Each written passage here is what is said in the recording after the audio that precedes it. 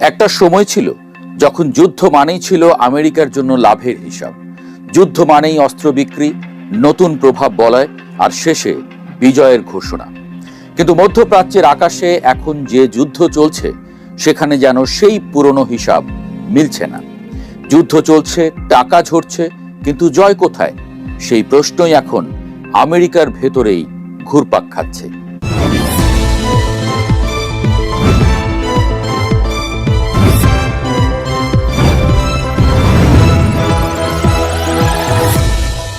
ইরানের বিরুদ্ধে যুক্তরাষ্ট্র এবং ইসরায়েলের যৌথ সামরিক অভিযান শুরু হওয়ার ৩ সপ্তাহ পেরিয়ে গেছে। সাধারণত আমেরিকার সামরিক অভিযানের প্রথম দিকেই একটি পরিষ্কার বার্তা তৈরি হয়, কে জিতছে, কে হারছে। কিন্তু এবার দৃশ্যটা আলাদা। যুদ্ধ চলছে, হামলা চলছে, সৈন্য যাচ্ছে, কিন্তু শেষের কোনো দৃশ্যপট দেখা যাচ্ছে না। বরং যত সময় যাচ্ছে ততই স্পষ্ট হচ্ছে এই যুদ্ধ আমেরিকার অর্থনৈতিক কোষাগারে চাপ তৈরি করছে।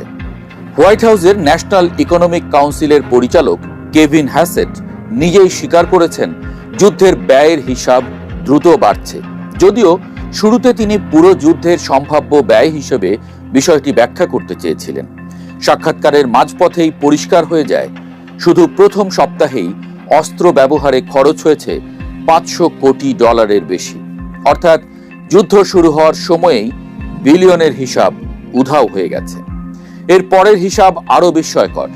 যুদ্ধের দ্বিতীয় সপ্তাহ থেকে প্রতিদিন গড়ে প্রায় $500 মিলিয়ন খরচ হচ্ছে। 23 দিনের হিসাবে দাঁড়ায় প্রায় $22 বিলিয়ন। আর যদি ক্ষতিগ্রস্ত যুদ্ধ বিমান, রাডার সিস্টেম এবং সামরিক সরঞ্জাম প্রতিস্থাপনের খরচ যোগ করা হয়, তাহলে অঙ্ক সহজেই $30 বিলিয়ন ছাড়িয়ে যেতে পারে। প্রশ্নটা এখানে, এই বিপুল খরচের বিনিময়ে আমেরিকা কি পাচ্ছে? ডোনাল্ড ট্রাম্প বলছেন যুদ্ধ প্রায় শেষ। তিনি দাবি করছেন লক্ষ্য অর্জনের খুব কাছাকাছি পৌঁছে গেছে যুক্তরাষ্ট্র। কিন্তু একই সময়ে মার্কিন মেরিন ইউনিট মধ্যপ্রাচ্যে প্রবেশ করছে। নতুন বাহিনী জাপান ও ক্যালিফোর্নিয়া থেকে রওনা দিয়েছে। যুদ্ধ যদি শেষের পথেই হয়, তাহলে নতুন সেনা কেন যাচ্ছে? এই দ্বৈত বাস্তবতাই এখন সবচেয়ে বড় রহস্য। একদিকে ট্রাম্প বলছেন পরিস্থিতি শান্ত হচ্ছে, অন্যদিকে ইরান জুড়ে বোমা ও ক্ষেপণাস্ত্র হামলা অব্যাহত।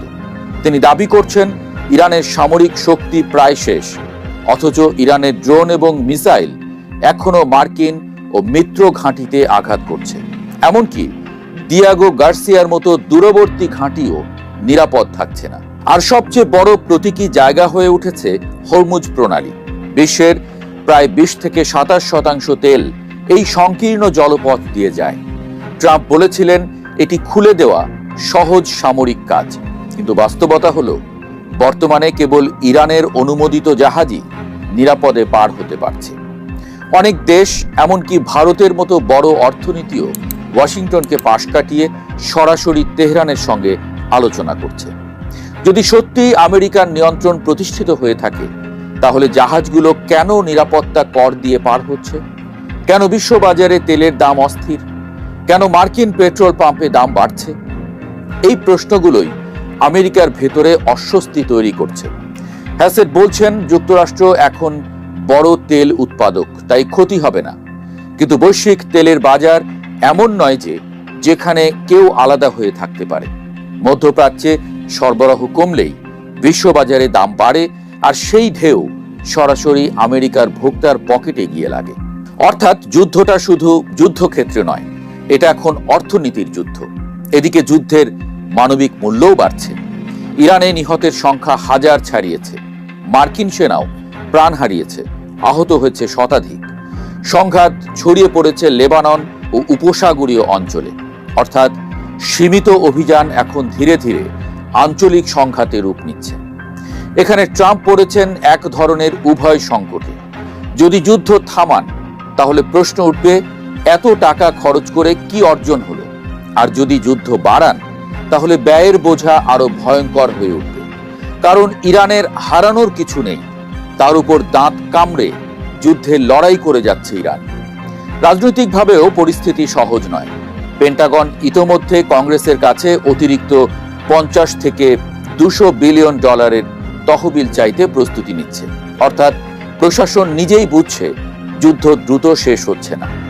রিপাবলিকান দলের ভেতর থেকেও প্রশ্ন উঠছে, লক্ষ্য কি, শেষ কোথায়?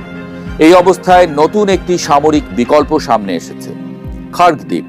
মাত্র ৮ বর্গ কিলোমিটারের ছোট্ট একটি দ্বীপ, কিন্তু ইরানের প্রধান তেল রপ্তানি কেন্দ্র। বিশ্লেষকদের ধারণা এটি দখল করতে পারলে ইরানের অর্থনীতিতে বড় আঘাত দেওয়া সম্ভব।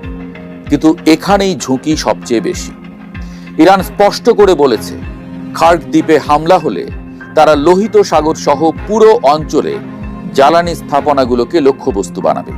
অর্থাৎ যুদ্ধ তখন আর সীমিত থাকবে না, বিশ্ব জ্বালানি নিরাপত্তা সরাসরি হুমকিতে পড়বে। এ কারণেই ট্রাম্পের বক্তব্যগুলো এখন অনেকের কাছে রাজনৈতিক প্রচারণা মনে হচ্ছে। তিনি বলছেন বিজয় খুব কাছাকাছি, কিন্তু একই সঙ্গে যুদ্ধের পরিধি বাড়ানোর হুমকি দিচ্ছেন। তিনি বলছেন স্থলবাহিনী পাঠাবেন না, আবার যোগ করছেন পাঠালেও জানাবেন না। এই দ্ব্যর্থক অবস্থানই দেখাচ্ছে বাস্তবে সিদ্ধান্ত নেওয়া কতটা কঠিন হয়ে উঠেছে। প্রথম দিকে ট্রাম্প শর্তহীন আত্মসমর্পণ এবং ইরানের নেতৃত্ব পরিবর্তনের কথা বলেছিলেন। এখন সেই ভাষা নেই, বরং মনে হচ্ছে ইরানের বর্তমান সরকার ক্ষমতায় থাকলেও তেল রপ্তানি চালু রেখে কোনোভাবে যুদ্ধ শেষ করার পথ খুঁজছে ওয়াশিংটন। কিন্তু সেটি করলে রাজনৈতিকভাবে বিজয়ের গল্প তৈরি করা কঠিন হবে। কারণ আমেরিকার জনগণ জানতে চাইবে বিলিয়ন বিলিয়ন ডলার খরচ করে শেষ পর্যন্ত কি বদলালো। যুদ্ধের কুয়াশা শুধু যুদ্ধক্ষেত্র ঢেকে রাখে না, এটি সত্যকেও ঝাপসা করে দেয়। এখন আমেরিকার সামনে ঠিক সেই পরিস্থিতি। বাস্তবতা বলছে যুদ্ধ দীর্ঘ হচ্ছে, ব্যয় বাড়ছে, ঝুঁকি বাড়ছে, কিন্তু রাজনৈতিক ভাষণ বলছে জয় প্রায় নিশ্চিত। এই দুই বাস্তবতার মাঝখানে দাঁড়িয়ে আছে ট্রাম্প প্রশাসন। ইরান যুদ্ধ এখন এমন এক মোড়ে এসে পৌঁছেছে যেখানে প্রতিটি সিদ্ধান্তই ঝুঁকিপূর্ণ।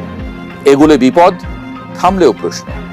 অর্থনীতি চাপের মুখে, মেট্রোরা দূরে সরে যাচ্ছে, আর বিশ্ব বাজার অস্থির হয়ে উঠছে। সব মিলিয়ে যুদ্ধটা এখন শুধু ইরান বনাম আমেরিকা নয়, এটা হয়ে গেছে সময়ের বিরুদ্ধে এক রাজনৈতিক লড়াই, যেখানে সবচেয়ে বড় প্রশ্নটি এখনো উত্তরহীন। আমেরিকা কি সত্যিই জয়ের পথে, নাকি শুধু বিজয়ের মূলা গল্প বলেই যুদ্ধ চালিয়ে যাচ্ছে?